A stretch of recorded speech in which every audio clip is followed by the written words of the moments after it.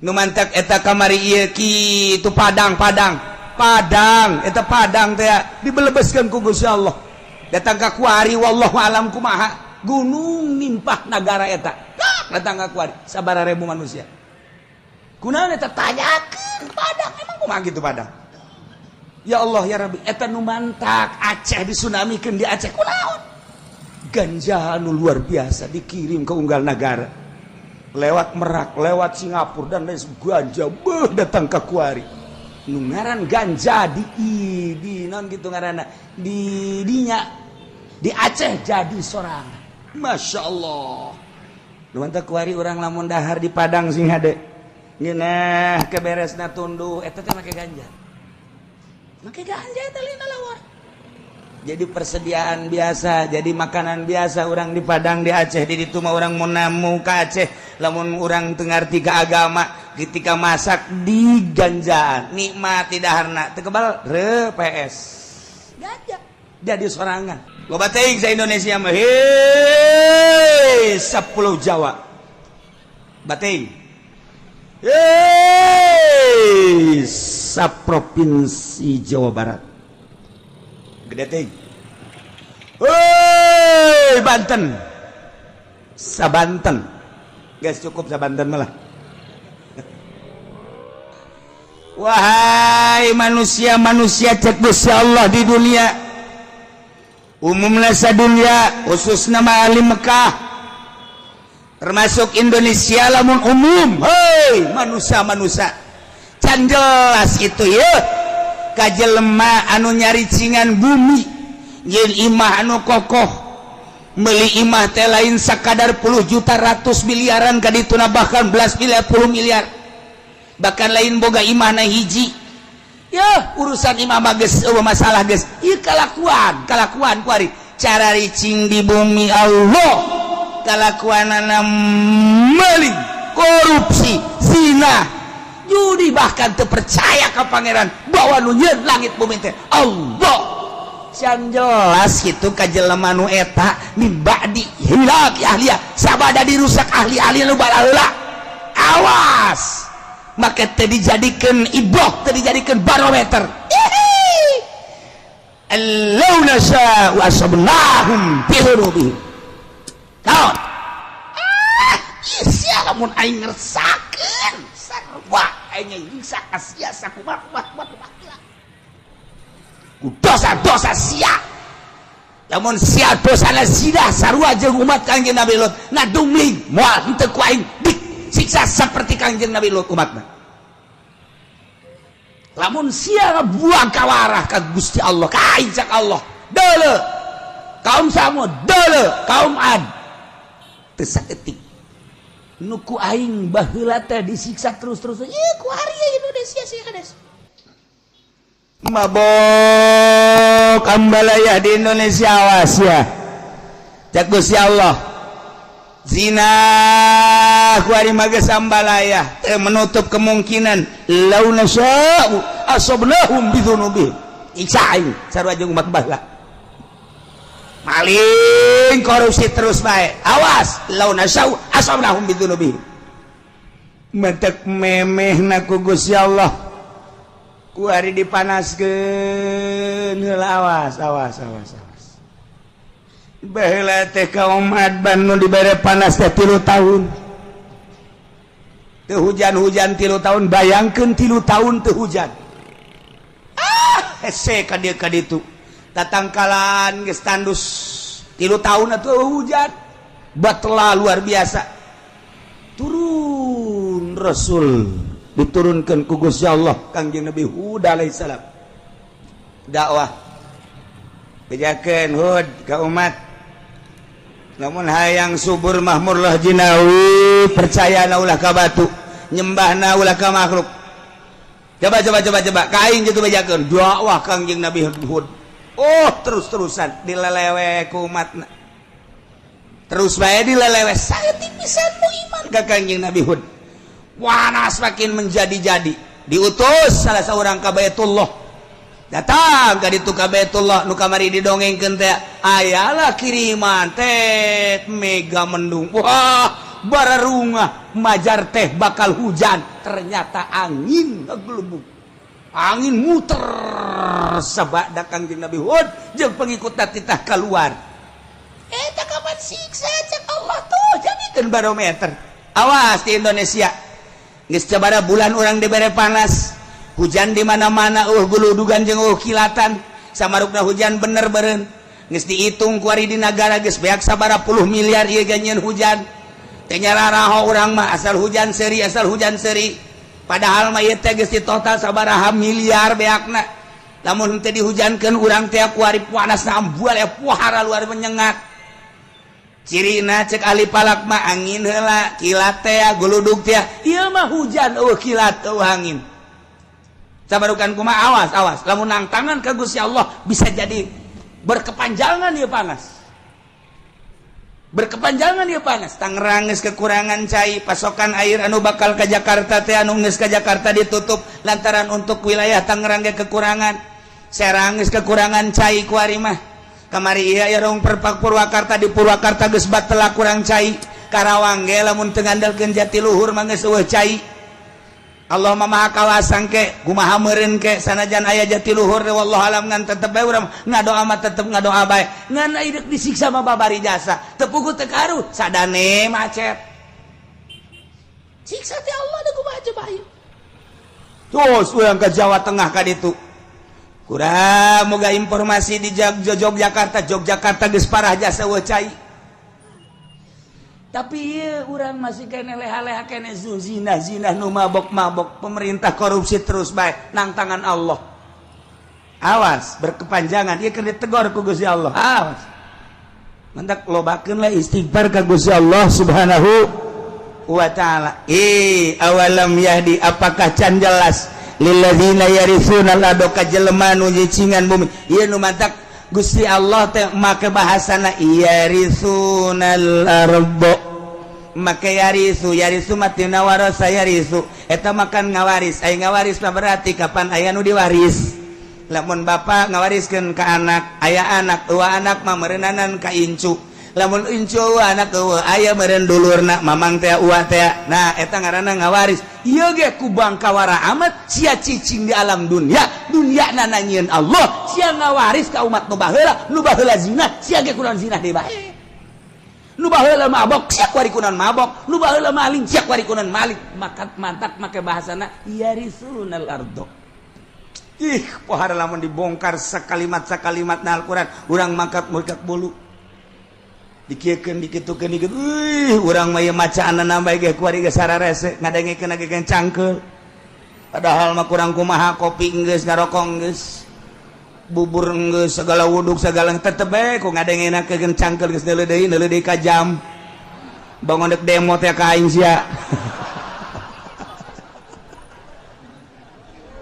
Aduh Gusti Allah aku ento ngeta mun boga janji meureun deui jam ieu janji aing jeung jahe.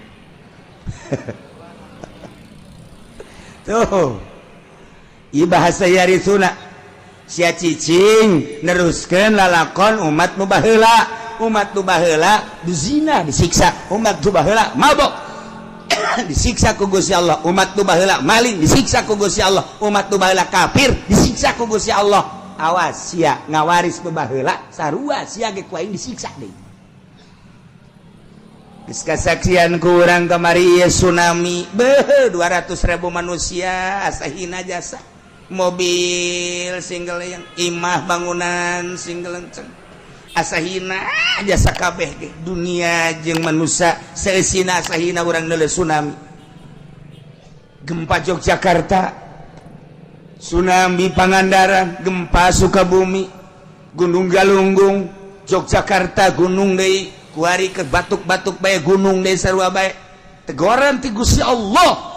Ieu teh ulah kejadian alam sakumaha nu kamari caritakeun ieu teh teguran ti Gusti Allah kuari panas teguran ti Gusti Allah. Ayo sia Presiden Jokowi nek merubah tentang perekonomian sia dek beralih nu tadina Amerika kuari dek diasupkeun Hong Kong Cina kuari sia dek diasupkeun Cina kuari berangkat ya negara teh hayo sia Amerika tetap baik terus mendesak Cina geus diasupkeun ka urang, geus dibuka lebar-lebar asup ka urang. Sementara jeung Amerika ge can selesai, dolar ditaekeun ku Amerika. Tina 9 naik 10, naik 11, naik 12, naik 13, ku hari geus 13,9. Geus 14. Ayo sia udag-udagan jeung aing. Berangkat sia Cina cek Amerika, perang Cina jeung Amerika di negara urang ti perekonomian. Urang teh naon? Urang mah teh naon kok jadi kos kieu sih? Kok jadi kos kieu sih? Kok beusi meuli 2.000 ngajual buru 1.000? Kok beusi meuli 3.000 dijual 2.000? Atuh ieu mah bebeakan ka kolor-kolor. Ieu mah lain gulung tikar, gulung bale ieu mah tuh. Kira kumaha aja bayu. Perang, urang teh nyaho bangsa Indonesia mah kulantaran bodoh atuh seserian bae. Bodoh orang Indonesia mah teu nyahona naon. Ieu teh keur perang Cina jeung Amerika di bidang perekonomian. Kulantaran perekonomian jadi tombaknya, tolak ukurna perpolitikan teu jalan. Perpolitikan di urang teh teu stabil. Deuk kabangun kumaha lamun perekonomianna macet ku ari. Cina kakarak dibuka, asuplah ka urang produksi encan, Amerika dikatukangkeun, sedangkeun bahan baku beulianna kudu make dolar, taekeun sia ku aing, kaudag moal ku sia. Sementara hitung-hitunganana ahli ekonomi di urang teh encan mampu. Kos kieu keberadaan anak deuk kumaha sedangkeun jelema nyeun pabrik di depan eta teh make duit negara sekian triliun. Nah, perpajakanana terus melambung teu kaudag ku nyana lantaran nyana teh pajak tanah, pajak bangunan, pajak ekspor impor. Ieu teh kapan kudu dipenuhi sementara dolar naik, bahan baku kudu dibeli ku dolar, Cina nyerang ka urang. Ieu teh kumaha ieu produksi teh aing balik ka Singapura. Teh saeutik anu boga karyawan 8.000 nyesa tinggal 2.000. Nu boga karyawan 20.000 nyesa tinggal 5.000. Tinggal bangsa Indonesia nu teu nyaon kieu amat sih dek demo ka mana? Oh, pelindung di urang mah demo teh. Urang demo ka DPR lagi keur puyeng. Aing boro-boro siap ku aing sarua bae. Nah, ieulah keberadaan Indonesia seperti kieu. Nah, hakikat mah menang Allah keur dicoba heulanan. Urang mencari tah hakikat syariatna, aturanana Jokowi nu boga. Kuari keur diresapel kumaha perbaiki. Hayo coba menteri poh. Ieu ganti. Itu bakal gitu-gitu kene. Nemandak Habibie ngomong terpuruk sepanjang sejarah Indonesia perekonomian saat ini. Lain cek aing cek Habibie. Kamari Habibie datang ka dia. Kumaha. Nah, ieu keur carita keberadaan negara. Kemudian panas sakallah ayo sia. Dek jeung aing udag-udagan sia ayo. Sia dek ngaluhurkeun pertanian Jawa Timur akan ditingkatkan pertanian Jawa Tengah, Jawa Barat. Geus dipersiapkan di Palembang, di Medan, di berbagai daerah. Pokoknya dek ditingkatkan pertanian. Sebab naon perekonomian bakal macet ku nya geus ka itu. Ieu perekonomian industri bakal macet sebab moal kaudag melalui dolar ditaekeun ku Amerika. Hayo hayang nyaho udag-udagan perang Cina jeung Amerika. Asal Cina naik perang. Lamun Cina terus memaksa dolar bakal 15. Lamun Cina terus bae ku Indonesia dibere diketeruskeun naik 16.000. Jadi dari kumaha eta mah perang nyana. Ayo cek Amerika. Pas gitulah perang. Beda deui jeung perang di Irak, lain deui di Irak mah. Ai di Irak mah Saddam Hussein teh deuleu sejarah. Cek Saddam Hussein menyaing teu mampu sih kok transaksi make kitu. Hilang dolar bae. Ku ini ditaekeun Islam teh. Dolar ku ari teu bisa transaksi di Irak. Meuli minyak kudu make dinar, meuli minyak kudu make dirham. Uang Irak. Iran kitu kene sepakat. Bingung kalah Amerika. Sakedeung nyieun lah nyana perkumpulan ieu mah lamun diteruskeun bakalna negara Islam di mana-mana. Bakal terulang kembali wali sanga zaman kitu Raden Patah dengan Saddam Hussein, Islam akan tinggi. Urang mah teh nyawa minyak dengan sakitu perang perekonomian.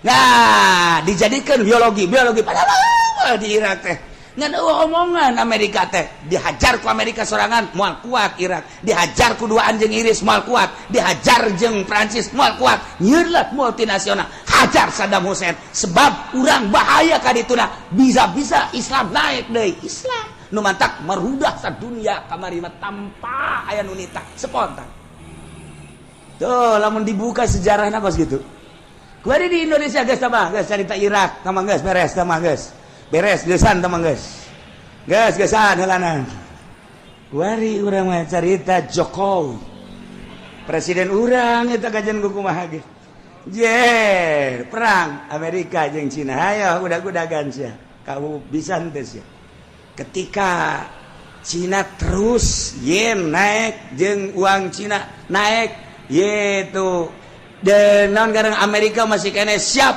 naik deui dolar moal kuat kajen nu mantap cik Jokowi urang kuari mah beralih ka pertanian urang siapkeun pertanian wah geus disiapkeun nya lagi geus boga pemikiran ieu moal kuat ngudag dolar Amerika teh moal kuat geus urang kana pertanian cak Allah lain kitu titah ibadah atuh ka aing jas siang ngandelkeun pertanian teh ngandelkeun hujan panaskeun ku aing sia lain titah ibadah nangan udag-udagan bejakeun para ulama nu sekeliling mengelilingi Jokowi kita ibadah ka Gusti Allah kitu masyarakat ulah udag-udagan yang ka kawasan Allah lamun dipanaskeun panas anu luar biasa deuleu India deuleu Pakistan brek tarawae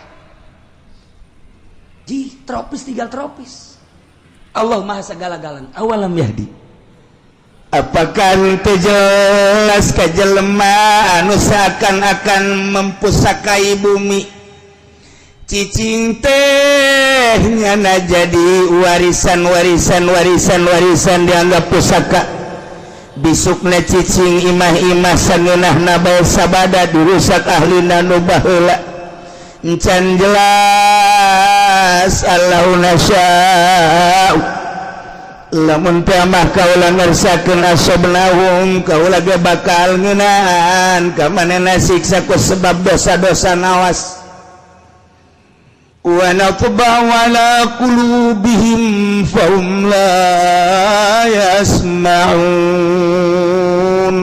kaula nu agung teh geus ngelak geus ngecap geus nyeplok kana hate-hatena jelema nu bereheula manan manehanna teu iman teh manan manehanna teu percaya ajuku kaula disiksa hajunya nanah teu daekeun ngadenge kana piwuruk-piwuruk si mata daburin ngan sakadar didengekeun oh dipikir henteu sakadar ngadengekeun oh dilaksanakeun henteu akhirna jadi guguyon siksa ku aing tah jelema-jelema nu bara heula teh nu mantak disiksa teh teu percaya ka aing hatena ku aing geus dicap diceplok distempel geus moal iman kulantaran buang ka warah jasa teu menutup kemungkinan anu ngawariskeun taneuh nu bara heula di urang zaman Bung Karno masyaallah menyatus desa Bang sampai Merauke Bung Karno mah menyatukan umat musyawarah jeung para penggede jeung para inohong tokoh-tokoh masyarakat berbagai lapisanana politikus ekonomi jeung ahli agamana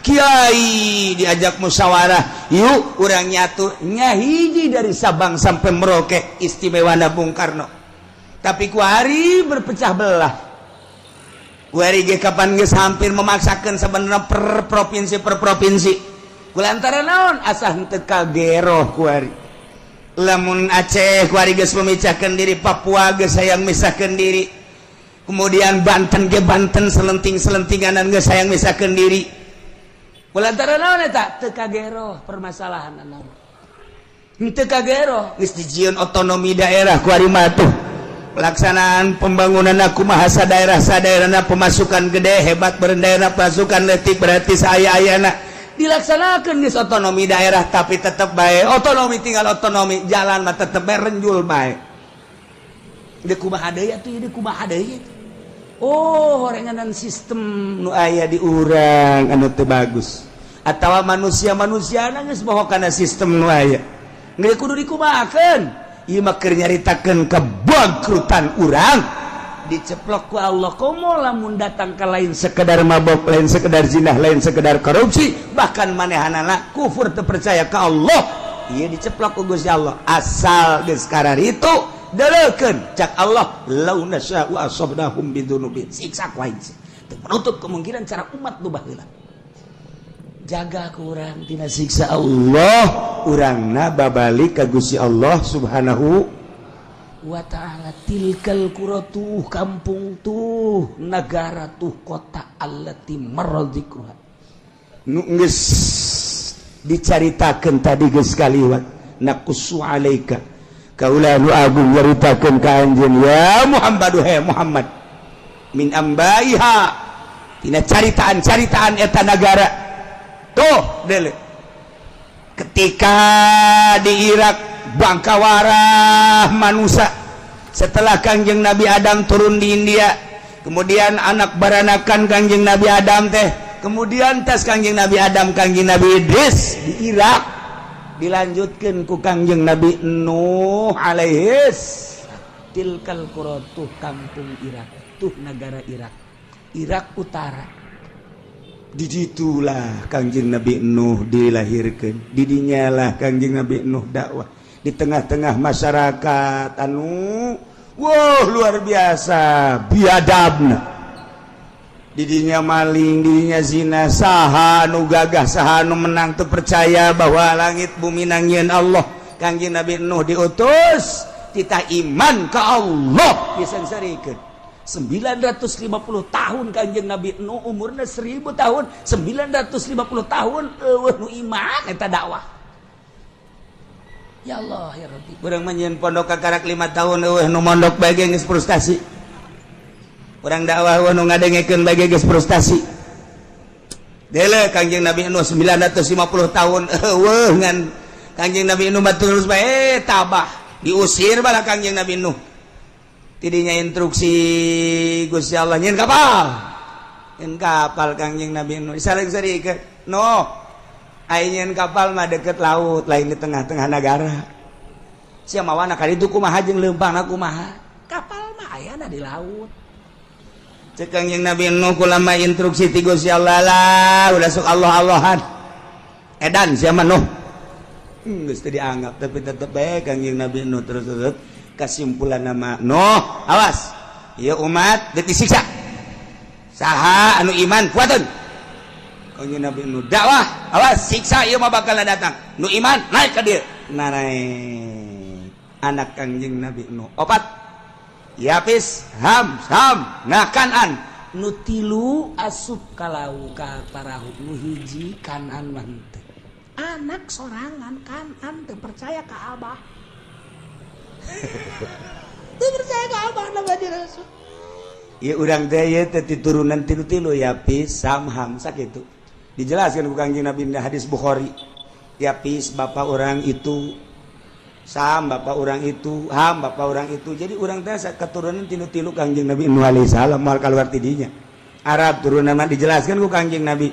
Arab turunan bapana kadituna ka Kangjeng Nabi anak Kangjeng Nabi eta.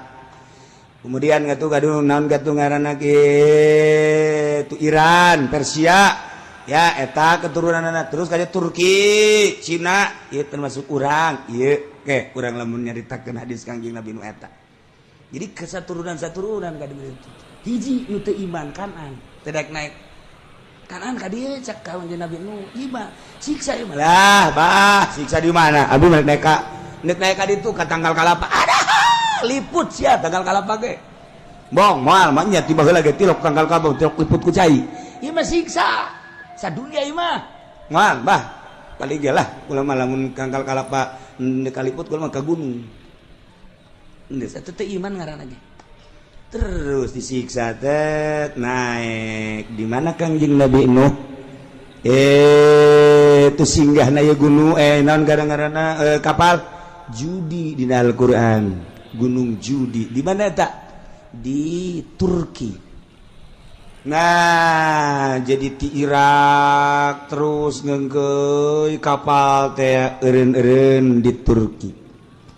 Tah eta lah kuari geus diketemukan di Gunung Ararat di dinya Turki aya kapal Kangjeng Nabi Nuh, sebelah kirina sekitar bangsa 50 meter di dinya aya masjid. Masih aya keneh kuari ge masjid urut Kangjeng Nabi Nuh alaihi salam. Geus jadi batu masjid Kangjeng Nabi Nuh. Di dinya kapal aya keneh urut kapal Kangjeng Nabi Nuh. Jadi kapal teh singgah teh lain di laut tapi di luhur gunung. Gunung Judi aya keneh geus dipoto urut kapal Kangjeng Nabi Nuh teh.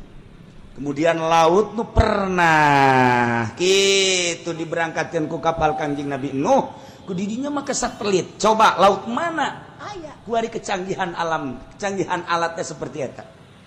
Jadi ku ari mah lebar kapal Kangjeng Nabi Nuh, panjang kapal Kangjeng Nabi Nuh diketemukan oleh 4 negara. 1 negara Amerika bersama-sama dengan Arab, nomor katilu Jerman, nomor kaopatna Irak. 4 negara Mesir, 4 negara ieulah anu terus menelusuri tentang kapal Kangjeng Nabi Nuh. Ku ari geus dijadikeun kitu mitos. Geus dijadikeun ku ari aya kapal Kangjeng Nabi Nuh, masjidna aya urut Kangjeng Nabi Nuh singgah di luhur gunung. Masya Allah. Aya 2 masjid, hiji di dinya, nomor kaduana di Tajikistan. Nah, jadi eta lamun urang ka ditu engke naik ka gunung bakal kapanggih jeung masjid urut Kangjeng Nabi Nuh alaihi salam. Ke lamun urang ka Tajikistan ka ditu ente naik kulama balik. Para raih bisa sia di luhur gunung. Aya tapi make kapal heli di sorotan aya. Masya Allah. Terbukti ieu teh orang Amerika ingin membuktikan coba di mana sih ke Gunung Judi dan di mana sih singgahnya kapal dan bagaimana ditelusuri selama 5 tahun menelusuri eta. 5 tahun menelusuri eta, alhamdulillah terbukti. Iyalah geus dibukti-buktikan ku Gusti Allah nyana nama asup Islam. Kemudian loba nu asup Islam di Amerika ketika manehana nyaritakeun tentang terbukti nah baheula zaman Kangjeng Nabi tutup ku Amerika teu meunang dicaritakeun. Bahaya ieu mah. Masya Allah, mailah cerita tilkal qura tun negara anu baheula ahlina iman ka rasulna. Begitu Allah ngutus Kangjeng Nabi Nuh alaihi salam, umatna tetep bae henteu iman, siksa ku Gusti Allah. Tilkal qura, negara itu disiksa ku Gusti Allah. Nomor keduana negara kaum Samud eta adalah kaum Kangjeng Nabi Shallallahu alaihi wasallam. Eta ngaranna Madain Soleh. Lamun Kangjeng Nabi nyaritakeun dina kitab Bukhari hadisna aya Batnul Wadi ketika Kangjeng Nabi di Zulhulaifah. Kangjeng Nabi teh cicing di Batnul Wadi, antara Batnul Wadi jeung Yordan didinya aya ngajana Madain Soleh. Lamun dina Al-Qur'an aya surat Hijr, eta surat Hijr teh eta. Tuh didinya lah disiksa kaum Samud teh. Lamun terus urang ka Yordan aya Petra di ditu tersisa ditinggalna. Tilkal qura disiksa kaum Samud. Mana deui? Tuh Ad, kaum Ad di mana Ad?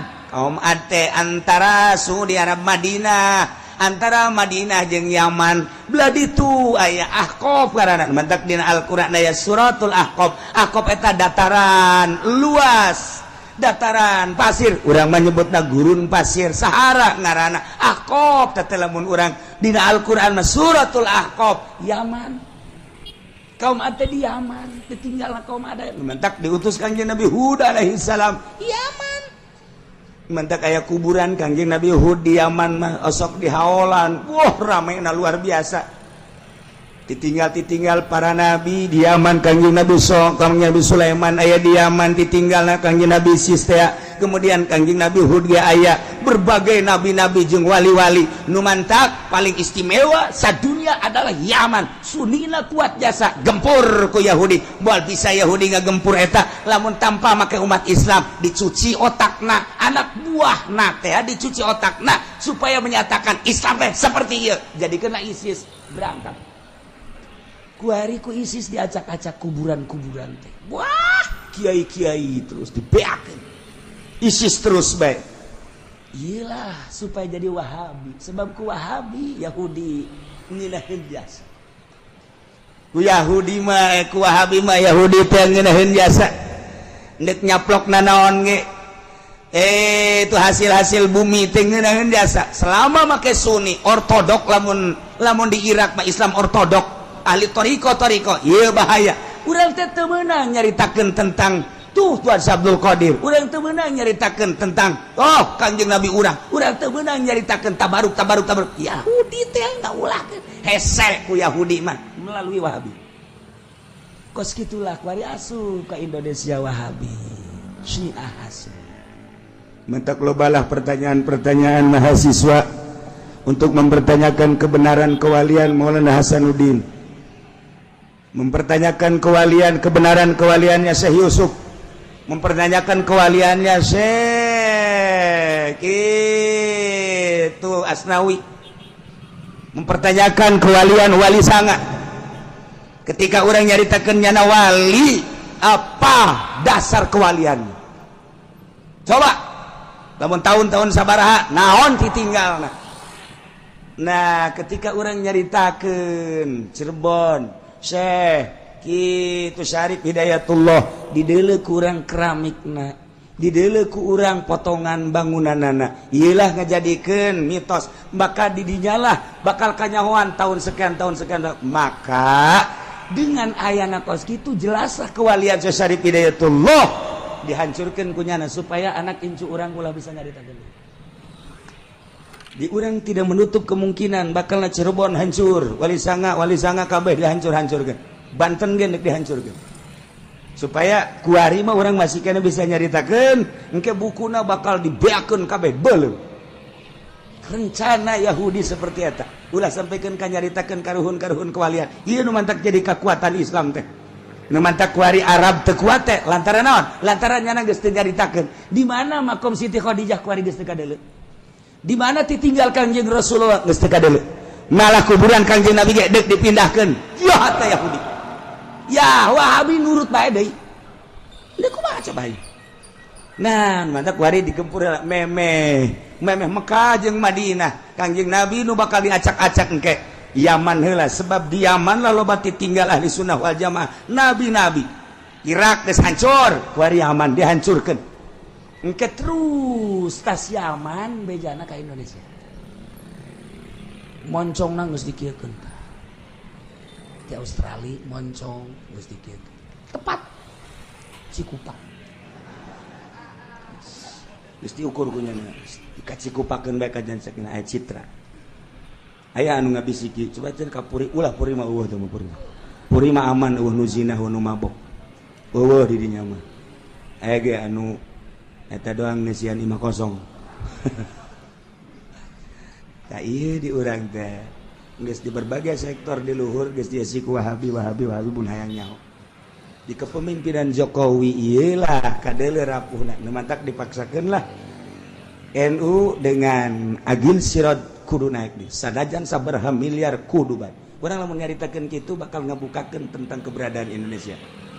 Kunaon sih bisa memaksakan aya bergaining jeung ieu. Sebab naon keur memperjuangkan kewahabian jeung kesyiahan. Dicaritakeun soge maksudna kumaha hati-hati ka hareup. Lain lalaga dieu mah. Terus dipaksakeun padahal mah NU mah lain kos kitu kuduna atuh. Tipe NU mah lain kos kitu kudu tawadu. Kuari ge tawadu, ngan tawaduna kuari mah tawarna duit. Jadi lain tawadu asli. Nah ieu kuduna aslina NU umat tawadu DP kok kuari main kos gitu. Lain sekedar lain nyaritakeun tentang keaiban NU tetapi keberadaan NU seperti etalah dipaksakeun kajen kumaha ge sebab naon aya nu deuk diperjuangkeun di tubuh pemerintahan supaya sunni ieu rusak. Dihancurkeun lalaunan. Wow. Leuwih jeli ahli-ahli Allah amanta kabeh blut pigideg bae. Abi babi nu sajana nu nyarahuan gideg kumaha ka hareupna. Ai kula mangan sakadar lah atuh nyaritakeun keberadaan bos ge bae. Sakadar supaya nyaho bae abeh urang hati-hati anak urang pasantren-pasantrenkeun si hade. Abeh engke tetep bae kuat perang masalah geus. Wih cenah kieu perang masalah. Dia perang paeh teu perang paeh. Ye ulah kitu cenah kieu kula can kawin-kawin heula sia deula. Saya mikiran gitu bae sih. Mikiran hulu nu leutik.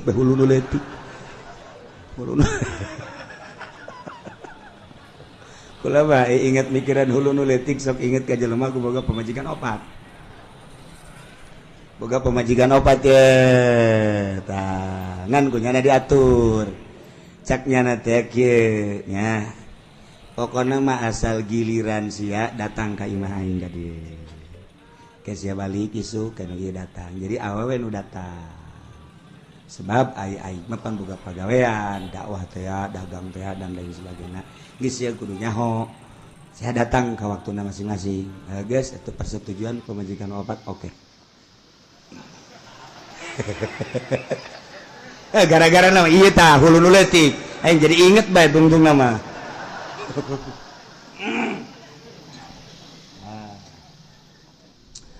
geus kitu paringana barang-barang penting teh pan nu datang ieu penting ieu udah di telepon ge teu datang geus kajeun lah penting ieu teu datang penting kadua giliran nu anu biasana nu kadua ieu teu datang deui bae sial aing geus pargel kitu datang cek nya teh nu katilu ge teu datang deui bae pemajikan nu kaopat bebereun datang teu datang deui bae masya Allah cek nya isi kunaon kitu teh opat ku opatna teu datang hiji-hiji aja salarial jasa saja langsung nyono pas nu ngariung di lembur eta nu ngariung kabeneran nyana tita nyambutnya dulur-dulur sadaya geus esi nyambut na manusia ngan nyana nyelipkeun urusan nyana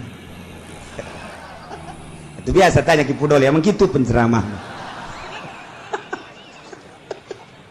nyana nyelapkeun urusan nyana cak nyana teh kula mah urusan sambutan mah geus beres ye nya ngan ieu mah kieu saeutik mah dulur horenganan eta pamajikan ngaladenan salaki ganjaranana sarua jeung ngabunuh Yahudi 70 lamun pamajikan ngaladenan salaki berarti sarua jeung jihad fisabilillah ngabunuh pamajikan 70 beuh eta lamun sakali lamun salila hirup berarti alajur kabeh Yahudi ieu mah keur carita gede jasa ganjaranana eta pamajikan opat ngadengekeun BKB di wajahnya orang gede tak ganjaranna geus we balik ka imah tah pamajikan datang Waalaikumsalam ye dia datang ya naon kula mah kabita ngadenge tadi kakak nyarita cek jana cenah ieu 70 cek jana ganjaranna atuh ayo rasa sarere beres lah kula mah lantaran ieu mah tuh geus beres kula balik geus sabodo teh balik mah balik teu kebal datang deui nu hiji deui Waalaikumsalam naon ya kade tadi kula ngadenge cenah 70 sarua jeung mehan Yahudi heuh bener atuh kula mah ieu mah hitung-hitung jihad bae hayo geus beres nu kadua balik nu katilu datang we Waalaikumsalam aya naon ieu penting-penting ada kula ngadenge tadi kabita ajaknya na sarua jeung ngabunuh 70 Yahudi kula ge hayang hayo atuh ayo berangkat deui beres eta nu kaopat dipaksakeun ku nya aju ngomong jaknya na beuh horeng lain Yahudi nu pae aing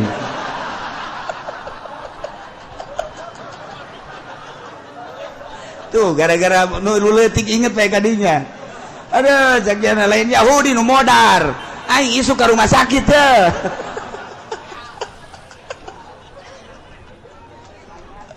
Masya Allah karena geus teu kudu obat-obat hiji bae urang nu teratur ngan lamun hiji kurang ya dua lah masalah lah gitu. Ngan nu teratur rasa penting dihijikeun gitu atuh teu mah modarnya tuh Masya Allah tilkal qura itu negara-negara nu tadi dicaritakeun teh aku kaula dicaritakeun ka anjeun Muhammad tina caritaan-caritaan ahlina itu tadi Kangjeng Nabi Nuh kemudian itu Kangjeng Nabi Saleh kemudian Kangjeng Nabi Hud umat tadi siksa al-Aqab nah etalah Kangjeng Nabi Lut Yordan terus kebelah itu orang endek gitu kemana ke arah gitu Palestina didinya antara Yordan jeung Palestina didinya teh naik kadinya tah eta teh aya tanah anu dibalikeun ku Gusti Allah handap jadi luhur-luhur jadi handap tandus hideung ku ari ge teu bisa didatangan panas nu dipager ku negara Yordan eta Kangjeng Nabi umat Kangjeng Nabi Lut umatna siksa nu mantep Kangjeng Nabi Lut diselamatkeun ku Gusti Allah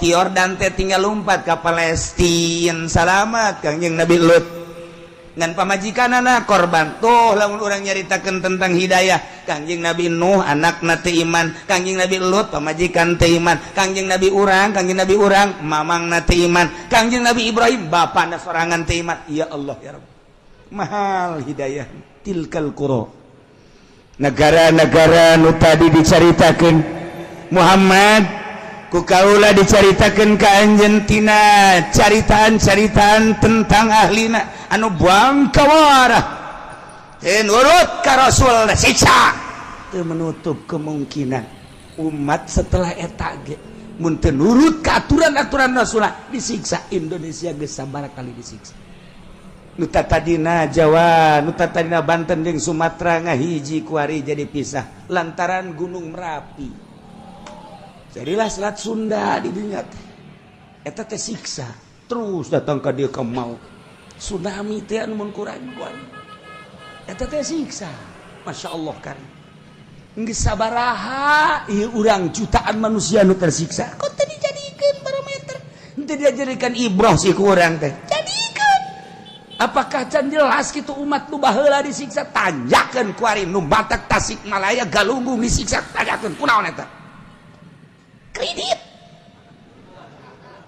ditanyakan kredit teh ahli-ahli kreditnya tuh orang dinya orang kitu ranca paku terus orang kanya kredit nu mantak eta kamari ieu kitu Padang eta Padang teh dibelebeskeun ku Gusti Allah datang ka kuari wallahu alam kumaha gunung nimpah nagara eta datang ka kuari sabaraha ribu manusia kunaon eta tanyakeun Padang emang kumaha gitu Padang ya Allah ya Rabbi eta nu mantak Aceh disunamikeun di Aceh kunaon ganja anu luar biasa dikirim ke unggal negara lewat Merak lewat Singapura dan lain ganja datang ke kuari nu ngaran ganja di non gitu ngaranna di dinya di Aceh jadi sorangan Masya Allah nu mantak kuari urang lamun dahar di Padang sing hade ngeunah keberesna tunduh eta teh make ganja make ganja eta lina lawar jadi persediaan biasa jadi makanan biasa orang di Padang di Aceh di ditu mah orang mun namu ka Aceh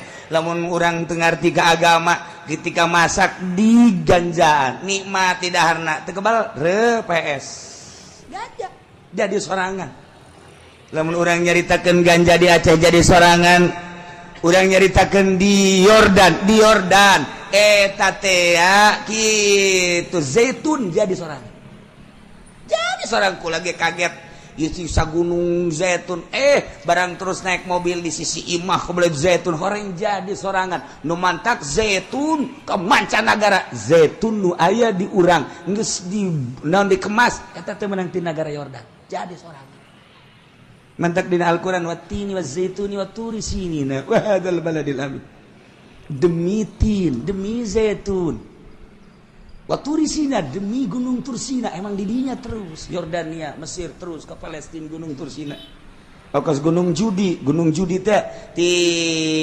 Turki terus ke terus tilu negara eta teh gunung Judi kabeh tilu negara gunung Judi kos Palestina ke Tursina eta urang di Yordan Mesir terus ke Palestina terus eta ngaranna gunung Tursina kabeh Judi sarua bae itunya Tajikistan eta ya gunung Judi di dinya Turki gunung tilu negara Afghanistan terus kan itu eta gunung Judi kabeh Masya Allah urang mah mun nyaritakeun gunung santri salah hiji urang gunung Karang eta loba gunung Karang tapi nu kanyahoana mah nu gedena bae kos kitulah di urang mah di luar negeri bang tuh gunung tilu negara urang kula nanyakeun mana ieu gunung Tursina sugan kula macel cara gunung santri horenganak ada kulu cek jalan Tursina Masya Allah kula nanya tak kagaidna ieu mana gunung Tursina enak gunung Tursina cek jalan ada kulu Tursina kabeh Tursina ti di dieu datang Yordania Mesir terus ka ditu Palestina ada kulu Tursina cek kula teh ieu mah aing lain etan mah ditanyakeun gae urut Kanjeng Nabi Musa mana gerib cek nya sakedeung deui pas sakedeung deui